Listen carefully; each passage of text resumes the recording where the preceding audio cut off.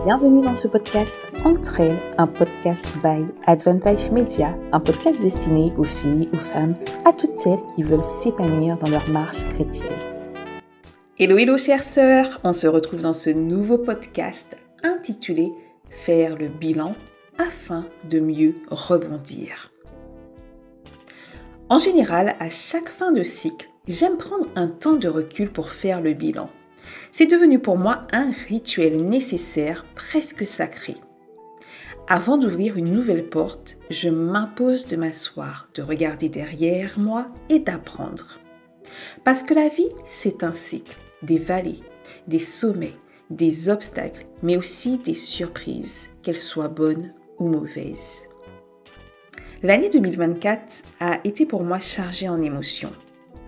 Et quand j'ai remis 2025 entre les mains de Dieu, mon seul souhait, c'était de tenir bon. Tenir malgré tout. Alors, j'ai démarré cette année avec 3 mots-clés. Résilience, persévérance et enjoy. Oui, enjoy. Pas juste survivre, pas juste subir la vie, mais apprendre à me réjouir et à voir le meilleur même dans l'épreuve. Mais soyons honnêtes, la traversée de ces 6 derniers mois n'a pas été de tout repos.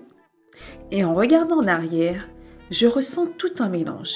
Du dégoût parfois, de la déception, mais aussi de la gratitude, de la joie, des doutes, des incertitudes et même du découragement. Alors, le moment est venu. Le moment de m'asseoir, de faire le bilan, de me poser les bonnes questions. Qu'est-ce qui s'est passé? Qu'est-ce que j'ai accepté et pourquoi? Et surtout, où est-ce que je veux aller maintenant? À la base, le dernier podcast devait être celui intitulé « Je n'ai pas désiré mon enfant » avant une pause estivale bien méritée. Mais les retours que j'ai reçus sur les derniers épisodes ont été si riches, si bouleversants que j'ai senti dans mon cœur l'envie ou plutôt le besoin de faire un dernier podcast, un dernier partage à cœur ouvert autour d'un verset qui me parle, qui m'interpelle et qui continue de m'accompagner dans chaque saison de ma vie. Ecclésiaste chapitre 7, verset 8. Il est dit ceci, « La fin d'une chose vaut mieux que son commencement. » Alors, ma question pour toi, chère sœur, ce matin est toute simple. Comment te sens-tu à la fin de ce cycle? Comment te sens-tu à mi-parcours de cette année 2025? De mon côté, ce n'est pas juste une étape administrative ou scolaire qui se termine, c'est aussi la fin d'une mandature au sein de mon église. C'est la clôture d'un parcours intense de rendez-vous. Et là, je sens que je peux enfin souffler. Quelques jours de répit se profilent à l'horizon. Mais toi, ma sœur, es-tu toi aussi à la fin d'un cycle? Même si ce n'est pas le cas, l'été vient toujours chambouler nos routines et on ne sort jamais tout à fait indemne de cette saison. Alors, je te repose la question autrement. Te sens-tu comme si tu sortais d'un rouleau compresseur? Te sens-tu comme si tu descendais d'un manège à sensation forte? Ou comme si tu étais asphyxié parce que le répit semble encore trop loin? Te sens-tu anéanti? Émotionnellement, physiquement, mentalement. Tu sais, la Bible déclare dans Job 22 au verset 28, « À tes résolutions répondra le succès ». Ce verset, riche d'enseignements, ne se lit pas en surface. Il s'inscrit dans un contexte, celui de l'appel à se rapprocher de Dieu, à l'invoquer, à revenir à lui pour être exaucé. Et même si je n'aime pas sortir un verset de son contexte, pris seul, ce verset nous rappelle une chose. Ce que tu choisis, ce que tu décides, produit du fruit, bon ou mauvais. Et ma prière pour toi, c'est que tu choisisses de bonnes résolutions à la fin de ce cycle.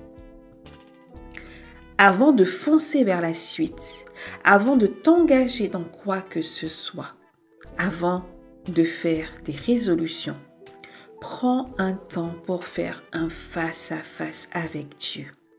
Demande-lui, que veux-tu pour moi, Seigneur?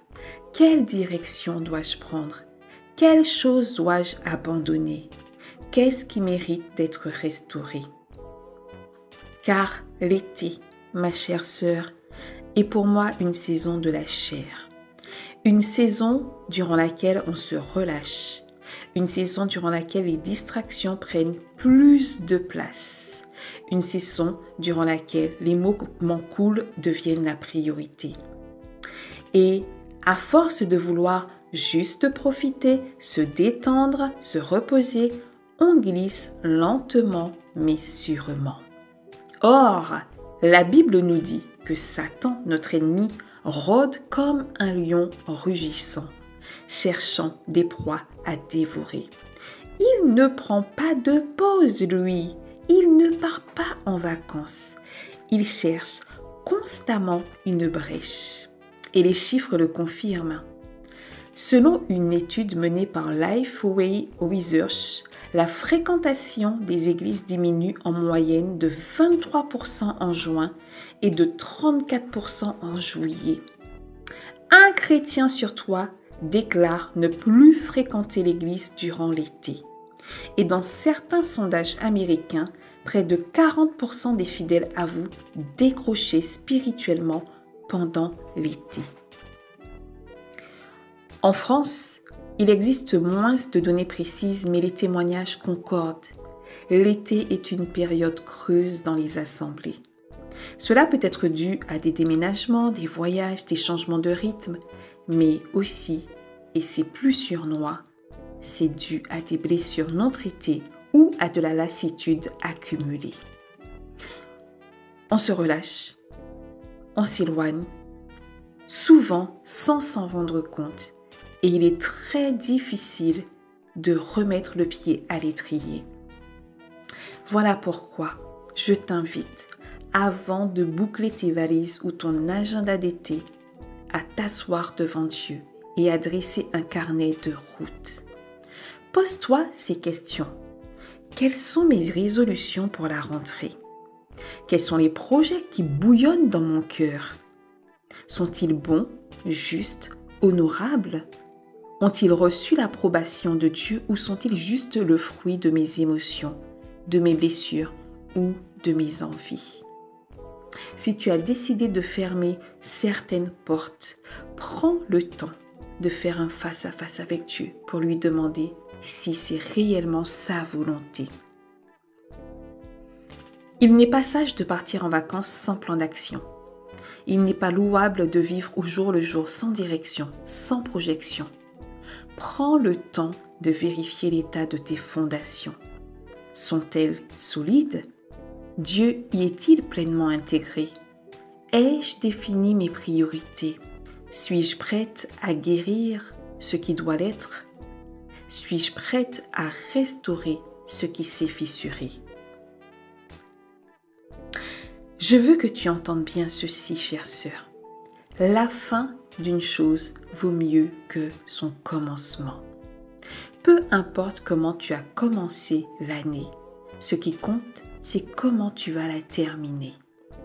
Et je prie de tout mon cœur que la fin de ton prochain cycle soit meilleure que ce que tu viens de traverser. Si tu termines ce cycle sur les rotules, c'est que certaines choses n'ont pas fonctionné comme il fallait. Dans mon propre bilan, j'ai réalisé que j'avais négligé mon hygiène de vie. Pas seulement physiquement, mais aussi spirituellement. Mon alimentation était déséquilibrée, dans l'assiette et dans l'âme. Alors, j'ai pris des mesures. J'ai commencé un rééquilibrage alimentaire et un réalignement spirituel. Et même si c'est l'été, j'ai décidé de ne plus me nourrir de ce qui me détruit. Je dois t'avouer que ce n'est pas facile tous les jours. La tentation est grande, surtout lorsqu'on est invité. Mais je me rappelle le bien-être que je ressens quand je prends soin de moi et quand je me connecte à Dieu profondément. Alors, durant cet été, je choisis la discipline, maintenir le culte de famille, faire un peu d'activité physique, me nourrir de contenus qui me font du bien et surtout éviter certains cercles. Les cercles où règne la comparaison, la critique, la médisance, l'humiliation. Tous ces cercles qui me nuisent. Ce carnet de route, je n'aurais pas pu le bâtir sans faire un vrai bilan. Et c'est exactement ce que je t'invite à faire à travers ce podcast. Ne pars pas en vacances sans ordonnance du Saint-Esprit. Sinon, tu reviendras plus épuisé que tu n'es parti et tu risques de gâcher ton prochain cycle. Dieu veut le meilleur pour nous, mais la décision, elle nous appartient. Je ne sais pas où tu en es dans ton propre cheminement. Je ne connais pas les détails de ces 6 derniers mois pour toi, ce que tu as traversé, enduré, surmonté ou peut-être subi. Mais laisse-moi t'inviter à faire une chose. Prends un temps. Écoute à nouveau les épisodes de ce podcast qui t'ont touché, bouleversé ou nourri. Prends des notes, relis-les, médite-les. Note aussi ce que tu ressens aujourd'hui, ce qui pèse, ce qui brûle, ce qui fait encore mal ou ce qui apporte la paix. Et confie tout cela à Dieu. Lui seul peut accueillir ton cœur tel qu'il est. Et c'est ainsi que tu pourras partir plus légère avec une nouvelle disposition intérieure, un cœur reposé, aligné et prêt pour la suite.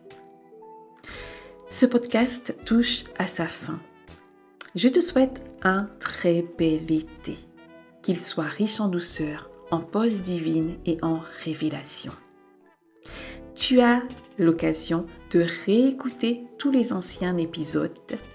Prends soin de toi, prends soin de ton corps, prends soin de ton esprit et de ton âme et on se retrouve à la rentrée pour de nouveaux épisodes. Tchuss!